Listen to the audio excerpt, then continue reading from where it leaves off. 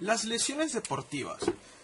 Normalmente podemos definir las lesiones deportivas como antecedentes o percances que pueden pasar antes, durante o después de una cierta actividad física. Ahora, dentro de estas lesiones deportivas existen dos tipos. Podemos ver agudas y podemos ver las crónicas. Las agudas, las lesiones deportivas agudas, se dan en un corto periodo de tiempo, pero eso no significa que la intensidad varíe en mayor o menor. O sea, es como tirar una moneda, es un 50-50.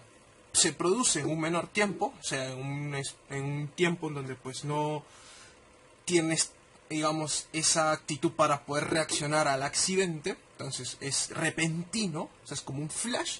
Entonces, y puede ser de baja intensidad o de alta intensidad. El más peligroso que es el crónico. ¿Por qué? Porque el crónico sí tiene un mayor tiempo de desarrollo y sí o sí va a tener una intensidad mayor. Por el simple hecho de que como tienes más tiempo, tiene más tiempo de desarrollarse la lesión, tiene más tiempo de poder impactar en tu cuerpo. Por ende la intensidad es mayor. Normalmente el crónico se lleva cuando ya tienes lesiones previas. Ahora, ¿por qué pasan las lesiones deportivas? Bueno, podemos poner entre las razones que no tiene una técnica adecuada para poder ejecutar los diferentes movimientos de tu cierto deporte. Eso se podría ver con mayor facilidad en lo que sería artes marciales, atletismo, natación. Que no tiene el equipo adecuado, ya sea zapatilla, sea polo, short, licra, zapatilla con clavo, lo que sea. Si no tiene el equipo adecuado, vas a tender a forzar tu cuerpo, por ende tienes más probabilidades de tener una lesión deportiva. Tener una lesión previa, y es ahí donde se conecta con lo que es el crónico. ¿Por qué? Porque cuando tú tienes una lesión previa, ya tu cuerpo está tratando de recuperarse. Y entonces cuando tú lo vuelves a forzar, teniendo todavía la recuperación de la lesión previa, puede que la siguiente lesión sea más fuerte o pueda y genere mayor destrozo a tu propio cuerpo.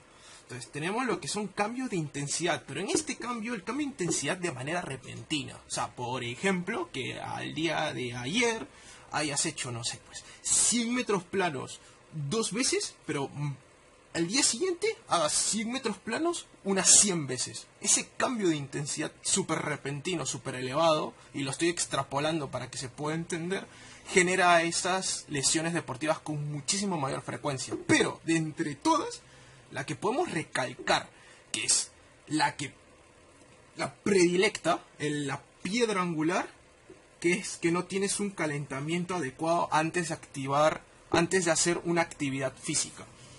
El no calentar, tienes una predisposición de entre un 70 a 80% de probabilidades de que tú puedas recibir una lesión deportiva.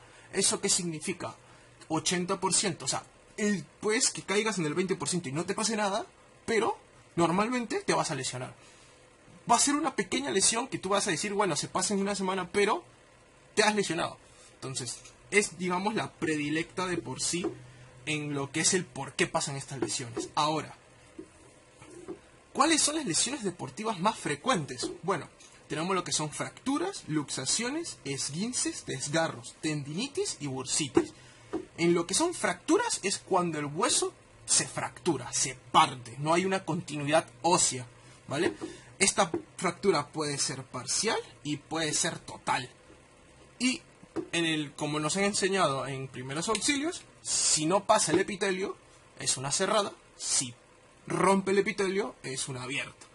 Normalmente se ven en deportes de contacto, pero literal en cualquier deporte puedes tener una fractura. Ahora, caso especial en fracturas, fractura por estrés o fractura por desgaste. Cuando generas un cierto movimiento repetidas veces, todos los días, con la misma intensidad, el hueso va minando y se van creando microfracturas, y va a llegar un momento, que puede ser a los, no sé, 2 meses o a los 5 años, que el hueso ya no va a poder soportarlo y ¡pum!, se parte. Luxaciones es cuando la conexión hueso-articulación-hueso se separa. O sea, un hueso con articulación se separa de manera repentina causando de que no tengas un cierto dominio de ese sector lesionado, no lo puedas mover y no lo puedas sentir. Y también produce lo que siguiente, puede producir desgarros o esguinces. En lo que son esguinces, normalmente son, digamos, el estiramiento máximo o ya desgarro total de los ligamentos.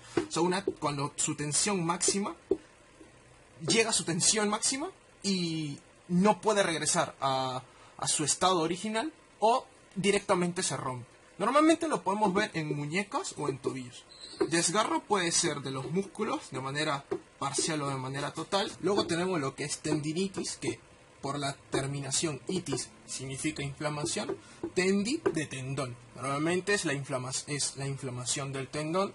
Se produce cuando repites un cierto movimiento repetidas veces y esto está ligado con las fracturas por estrés. Y luego tenemos el bursitis, que sería la inflamación de la bolsa articular. En las articulaciones hay una bolsita que retiene el líquido sinovial, que sirve como lubricante para las articulaciones. Entonces, cuando se inflama, se puede dar normalmente es por golpes. Entonces, cuando se genera un golpe, se genera una pequeña microfractura dentro de la bolsa y se genera como una especie de bulto. Ese bulto son unas bolitas. Normalmente cuando vemos a personas con artrosis se pueden ver de manera un poco más visual esas bolitas. Y esa inflamación se baja con antibióticos y normalmente causa dolor al momento de activar esa articulación, porque roza con los nervios y al rozar con los nervios produce dolor. Y eso sería un resumen total de toda la monografía que hemos hecho, y ahora nosotros le invitamos a que con este modelo de esquema, con la monografía que le vamos a proporcionar, generen su propio esquema para que puedan tanto estudiar para futuras pruebas y tener este conocimiento de manera más arraigada.